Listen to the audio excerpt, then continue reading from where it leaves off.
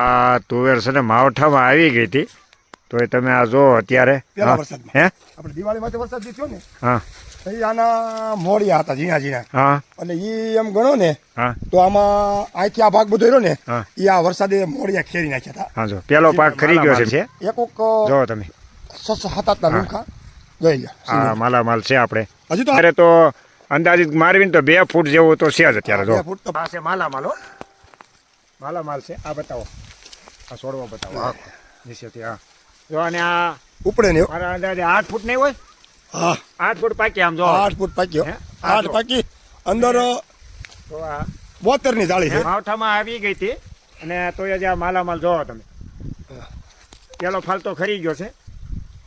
પોર ગઈ સાલ આતું રહ્યો હા 27 મણ થઈ હતી. છે આ માલામાલ છે 27 મણ